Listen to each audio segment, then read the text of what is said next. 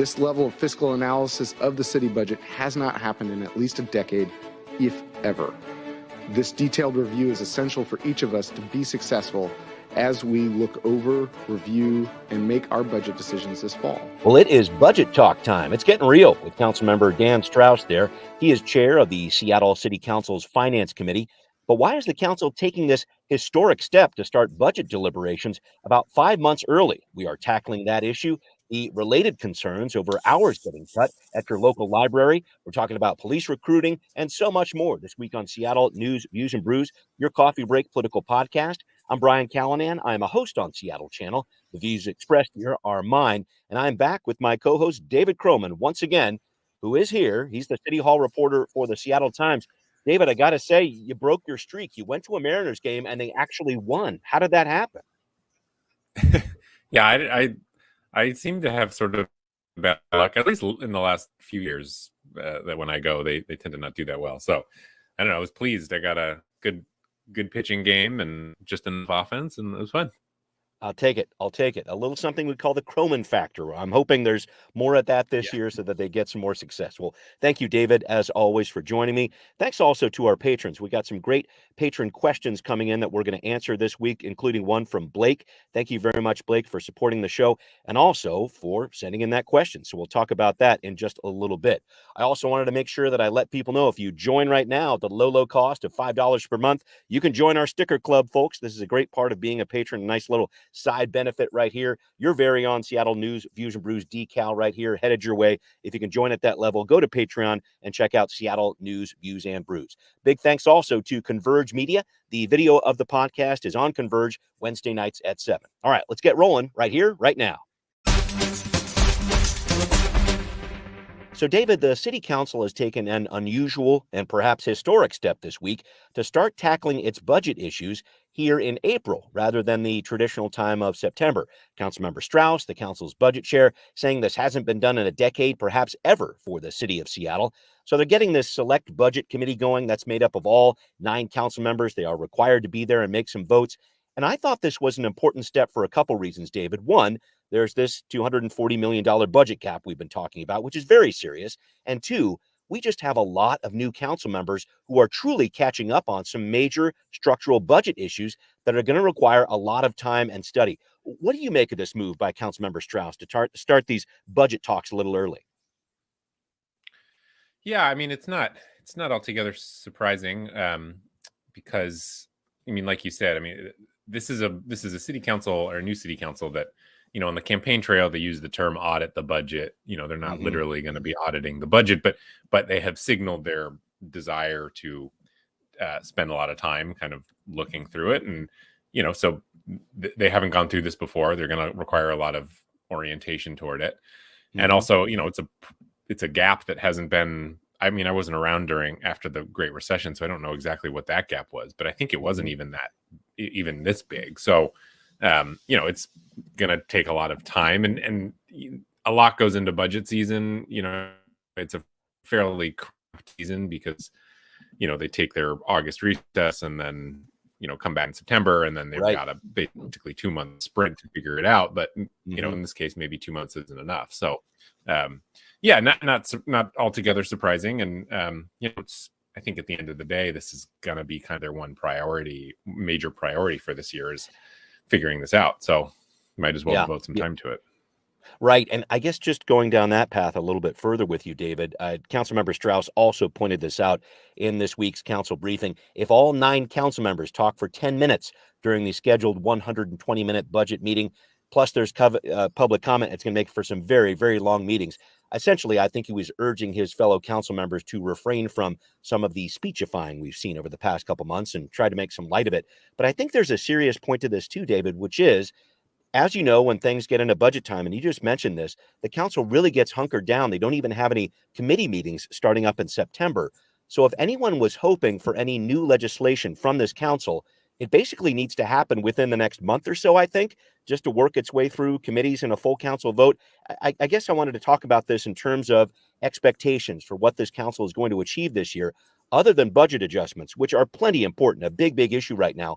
And I don't want to discount that, but I just wonder what sort of legislation we're actually going to be able to see from this council in 2024. Yeah, it's a good point. People do forget. I mean, it's really I don't know what the math is on that 9-month timeline, because most real legislation has to be passed by August 1st, essentially, before they go into recess and then start budget discussions. If things are really important, and there've been some fights over this in past councils. If there's some policy thing that someone really wants, they can maybe kind of push it through. But I think in the fall, but I think because there's so much to do around the budget, that is going to be off the table. And so, yeah, I mean, and the only two, I would say, kind of the only two real significant pieces of legislation, and even significant is probably an overstatement, that we're seeing are from incumbent council members, so people who have done it before. Councilmember Nelson, I think we'll talk about it, has this piece around post-recruitment and process, and Councilmember Morales has her connecting communities legislation that I think will get a vote today. But the other council members, I mean, they've never written a bill before, so they don't know. They're coming into this pretty fresh, and like you said, these budget discussions are going to sneak up on them. So if they won't have some specific piece of legislation they want to pass, they've got to introduce it like basically now. And I haven't heard that much whiff of any of the 6 new council members with something kind of in the hopper ready to go. I mean, Councilmember Saka, for example, all of his time is going to be spent around the levy, and so that doesn't leave a lot of time for levy. transportation levy. That doesn't leave a lot of time for new legislation. And there's I guess there's just kind of a lot of things that they need to react to rather than be proactive this year. And I think that's going to make for a slow legislative year. Yeah. But again, I guess by the same token, this is what a lot of these council members were elected to do, the basic job of governance.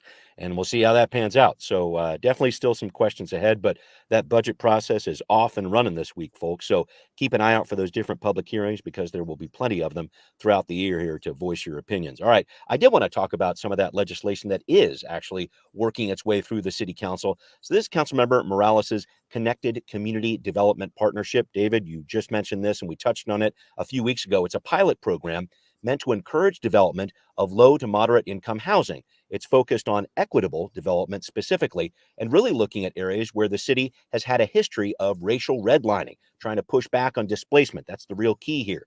The pilot runs through the year 2029, or after 35 projects have been applied for, whichever comes first. And these projects would be exempt from design review, could get some added height, no parking minimums, among some other perks there for developers.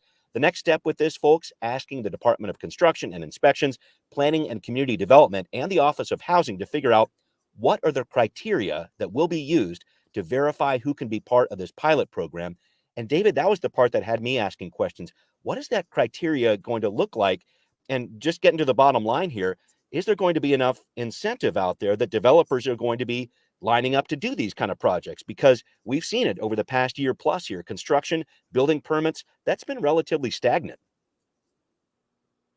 Yeah, I don't know the answer to that. I mean, it is sort of caught up in this larger debate around the future of housing development in Seattle, which is ongoing. I mean, we talked about the budget.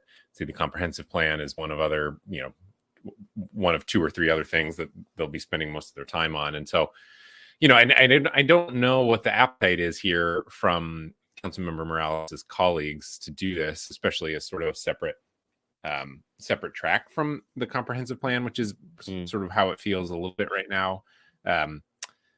Yeah, to your main point, I mean, the sort of pilot experiment on some of these kind of policies to encourage development in certain places, it's not a great time to run these experiments, because permits are down. As we saw in the revenue forecast, the expectation is development and construction is going to continue to be down. So I'll be curious to know how you judge this at a time when there are just a lot of other confounding factors. Right. And I should point out, Councilmember Morales does have a lot of support for this legislation. The Housing Development Consortium, Habitat for Humanity, the Urban League, El Centro de la Raza, among others. Councilmember Morales reporting more than 1,000 emails in favor of what she's doing. But it continues to strike me, David, as we work through this type of a plan, the comprehensive plan as well. The city's not allowed to give away its public funds, right? But it's trying just about everything else to try to build low to medium income housing. I guess what impact do you see a program like this having in that larger larger universe, I guess, of trying to build affordable housing in Seattle. You touched on this a second ago. I just wanted to go down that path further. Where are we heading with this whole idea about affordable housing and how to build it in Seattle? Yeah, I mean, it's kind of interesting because there's yeah, I mean, there are a few ways to build affordable housing, and there's kind of new experiments. Obviously there's the housing levy to just fund it straight up. There's the mandatory housing affordability, which creates this kind of pot. There's the multifamily tax exemption, which kind of encourages, and now there's the new social housing developer. So this is kind of on that pile of avenues that people are experimenting with to try and encourage affordable housing development. Again, I mean, I think there's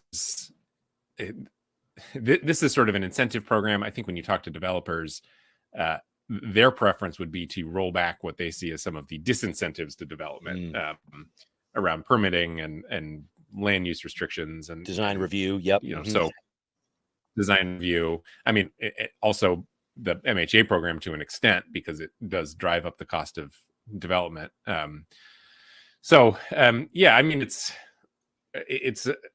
a sort of boutique-y kind of pilot program, whether it scales into something that makes a significant difference. Again, it's sort of a difficult time to test the hypothesis of the effectiveness of a program like this. Yeah. It's an interesting one, and I'm looking forward to talking with Councilmember Morales a little bit more about it this week on the Council Edition show on Seattle Channel. So please tune in, folks, and we'll try to learn more about what this program is going to be able to do and the challenges involved with it as well. All right, well, up next, the effort to get more police in Seattle hired more quickly has taken a turn, and how applicants are tested. Well, that process is getting tested itself. Learn more coming up on Now Hear This.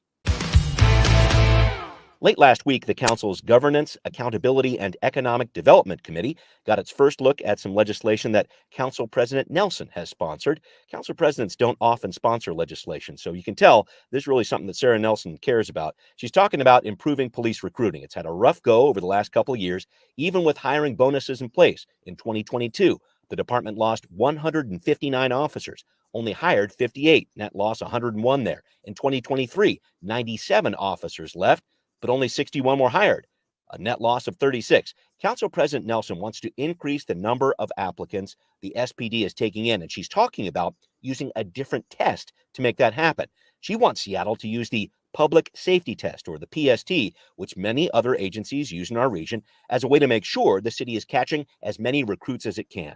Applicants apply to multiple jurisdictions, and so when they take the PST test once, it's on file and they can designate which agencies get that score. And if they have to use another test that nobody else is using, that is, that's a disincentive to include Seattle in their application process. David, I wanted to talk about this testing issue because, as you pointed out in your writing about this in the Times, there's a little bit of friction on this. Seattle's current test, the National Testing Network exam, is used by several major police agencies like San Francisco and Los Angeles. 68% of applicants pass it. The PST test has a 90% pass rate. It's a tougher test, this National Testing Network exam, and Seattle developed it as the SPD was going into the federal consent decree process, that federal oversight regarding use of force concerns that went into effect in 2012. I wanted to get to that main issue for me, which is, does changing the test have some sort of negative impact on the federal consent decree the SPD is still under? Is that the big driving concern here? That is the driving. Well, I think the answer is we don't know exactly yet. The head of the Public Safety Civil Service Commission, which is generally in charge of all of this stuff, is kind of conducting what she's called a due diligence on this test, sort of trying to figure out what the implications of it would be. She has sort of asked or has basically said, I need some time to do this and really understand the implications of switching to this test. Council President Nelson has not shown that level of patience, and I think that's kind of where the friction is coming from. Council President Nelson wants to make the switch soon and now. In fact, this bill that she introduced, she said publicly originally her goal was to mandate the switch, but then the PSCSC is an independent body, and so there was some question about the legality of her as a council member, whether or not she actually has the authority to override them on this. So the the bill was changed to urge the commission to make this switch. But I guess the friction is sort of, because there are the statistics around passage rates, and obviously folks are super sensitive to not lowering the standards of they'll move the goalposts. Seattle Police Department. Yeah, exactly. But there are also some fairly convincing arguments for switching to this test, as including what Council President Nelson said, which is a lot of specifically Washington departments use it, and that theoretically could make it easier for applicants to just add Seattle to the box of applications that they're sending in. But again, I think the friction is on who kind of has control over this process. And right now, control is with the Civil Service Commission, and they feel like they need some more time to kind of understand this. The president doesn't have the patience for that right now, clearly, and so is pushing for the switch more quickly. Got it. And the other piece of the legislation that Councilmember Nelson is talking about deals with moving recruiters out of human resources and into the SPD to help add some accountability, as Council President Nelson was saying here. There's also a plan for a new position on the Public Safety Service Commission to contact people directly who apply within a short amount of time. What are these moves all about, these personnel moves? Yeah, well, it's funny because the positions in the Human Resources Department those are pretty new positions that were created by the previous council, and they specifically for recruitment. But at the time they were put in the HR department, I think in part because there was still some sensitivity at the time of adding new jobs to the police department. I mean, the council, of course, wasn't full defund the police, but they were getting a lot of pressure to not add to the police, and so I think that's why they ended up in HR. Of course, that has this new council doesn't care about that and is fine with growing the police department. So moving these positions into the police department, they feel like basically eliminates a middleman. I haven't heard a lot of protest from either HR or the police department on that. But the idea is, it's such we kind of get in the weeds on this stuff, and Council President Nelson said it's minutia, but important minutia. But at the end of the day, this is police recruitment is a thornier and bigger problem than I would say tests or which tests they're using. It's really what they are fighting against is a reputation of Seattle. A nationwide shortage of police officers. High pay offered by neighboring communities. A lingering sense that Seattle is not a friendly place for police officers to work, and just legitimate culture questions in the police department. They're still under a consent decree. We've heard some stories about women being unhappy working there. Obviously, there have been some super high profile cases, like the vice president of the guild laughing about the woman who was hit and killed by a Seattle police officer. So those are I think, for my money, the real big issues here. Right. But those are hard to control. What is not as hard to control is the process through which applicants move. I'm not discounting that changing that process couldn't make a difference. But when you're talking about wanting to grow a department by several hundred people, 400 or 500 people, you're going to need to hire at least twice as many as that to make up for attrition. So when you're talking about basically hiring 1,000 people in some number of time, I don't know that the difference between the National Testing Network and public safety test, don't know that that's going to be the thing that allows you to hire 1,000 people. Fair. And I thought it was interesting, too, just talking about how slow the wheels of government grind in a lot of ways, too. Council President Nelson, very anxious to try to get something through here because, as she pointed out, she actually passed some legislation to allow for some hiring bonuses. But as she put it, it really didn't get out to the rest of the world until about a year later. She was frustrated by that. You can tell that this council is eager to make some changes here when it comes to police recruitment. And Council President Nelson is trying to lead the way. So we'll see what happens with this one. But thank you, David, for all that back and forth on the test. That's going to be a very interesting piece of drama to watch out here for. Back to budget issues, if we could. Some challenging news last week. The Seattle Public Library has enacted some rolling closures of its branches based on staffing concerns. David, you wrote about this in the Seattle Times. This is happening because library staff are dealing with a spike in security and behavioral incidents, apparently. So they have to boost staffing at various branches, then close others without a lot of warning in some cases. What's going on here?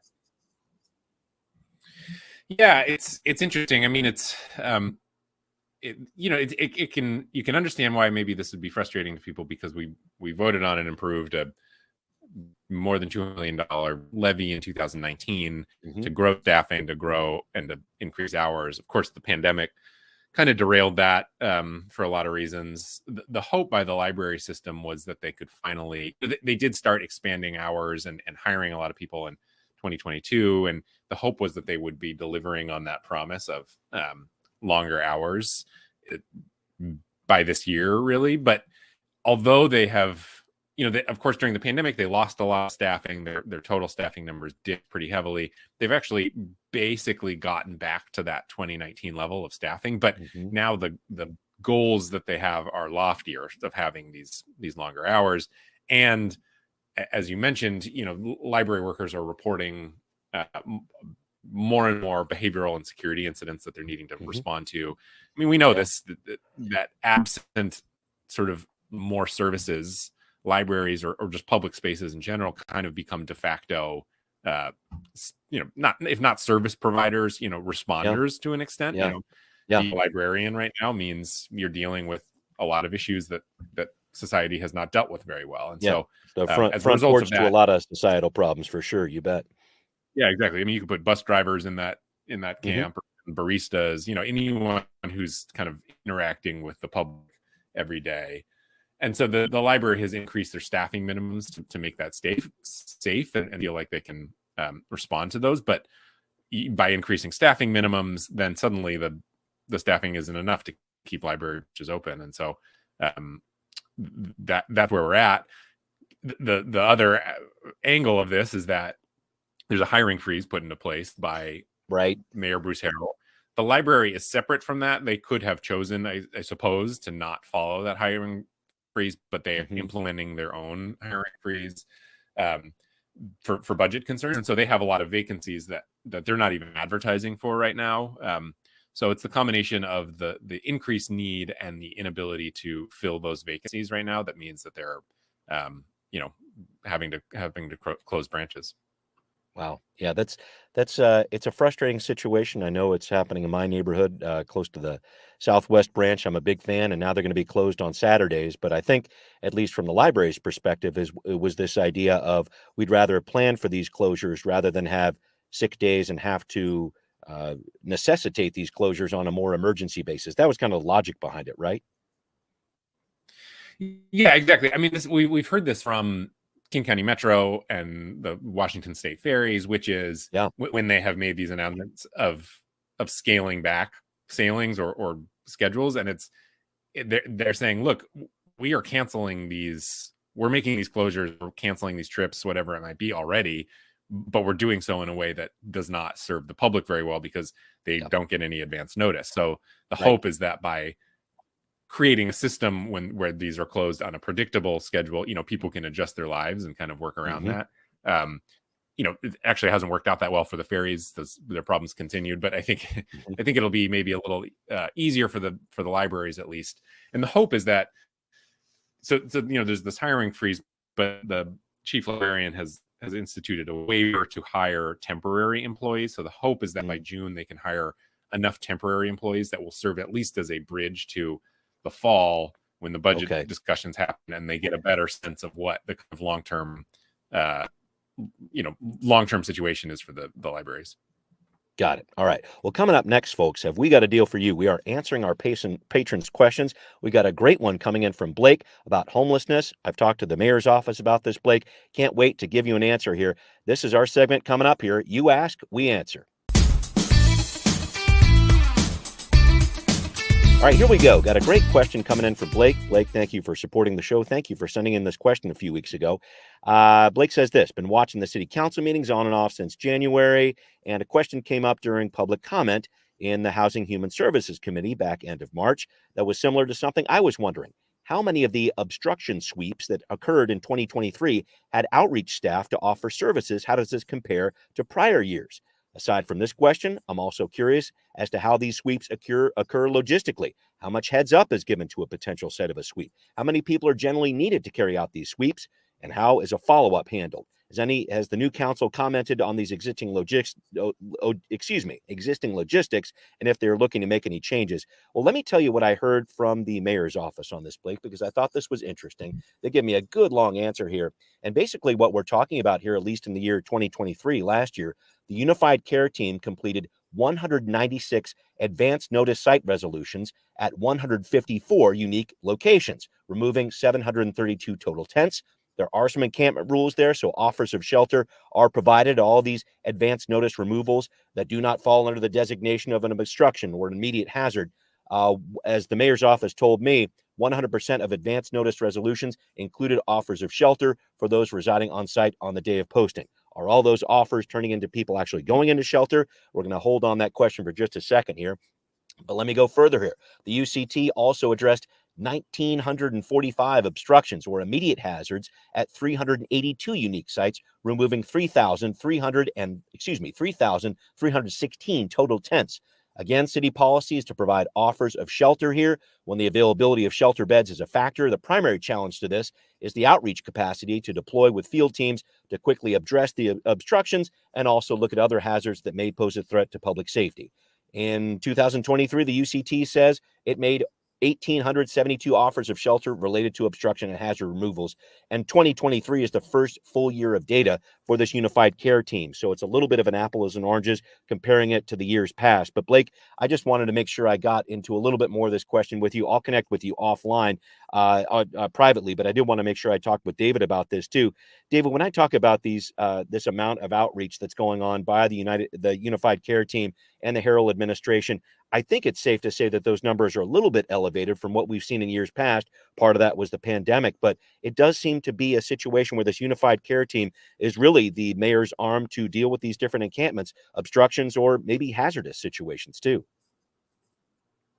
Yeah, I think that's right. I don't know what the hard data on that is, but yeah, I mean, I think that was, when Mayor Harrell took office, some of his first actions were fairly high profile reactions to, I think, Woodland Park and 12th and Jackson, and areas where there have been a lot of gatherings of encampments and yes. And so, yeah, I mean, I think it's a priority for this administration, but it wouldn't surprise me if it seen increase in all that. Yeah, definitely something that they're looking at. And Blake, I definitely thank you for the question. Like I say, let me give you a little bit more of an answer offline here. It's something that we're trying to do for our patrons, really reach out, talk about some of the issues that they're talking about, talk to some elected officials and get some answers about this. So I hope I was able to provide a little bit of context there for you, Blake. I'll make sure to get a hold of you and send you some information so you can follow up more on this topic. Very important one as we talk about homelessness. But it is time to wrap up. David, at the risk of talking about something too hot for the podcast, I saw you post about something rather disgusting in front of your house, some roadkill, and I just had to ask you about it, man. What's going on at the Croman home? Well, it was a beaver roadkill, and I've never actually seen a living beaver around here, or really any signs of beavers, and so that just surprised me. I really like beavers, so I was sad to see him. He unfortunately is still there and smelling. Oh no! Good. Okay. Yeah, you get a shovel. I'm not quite sure what you do on that one. Make a quick phone call, I guess. Yeah, maybe at this point, I think it's just going to be waiting. Waiting for Mother Nature to take over. Crows will take care of it. Yeah. We'll definitely see on that. Well, David, thank you so much for joining me. I hope things get a little cleaned up at outside your home there. And if Mother Nature takes care of it, so be it. Thanks to everybody listening to this episode of Seattle News, Views, and Brews as well, where you can always find out what's brewing in local politics. Thanks especially to our patrons joining us for the show. Blake, thanks a lot for the question. If you want to be a patron and get your questions answered, find this podcast on Patreon, Seattle News, Views, and Brews. We'll make sure we reach out to you. You can hear us on Apple, Spotify, wherever you listen. And if you do listen, please do consider becoming a patron too. Thanks for watching on Converge Media as well. We'll see you next time. Seattle News, Views, and Brews is an independent production of Callanan Media Services. Copyright 2024.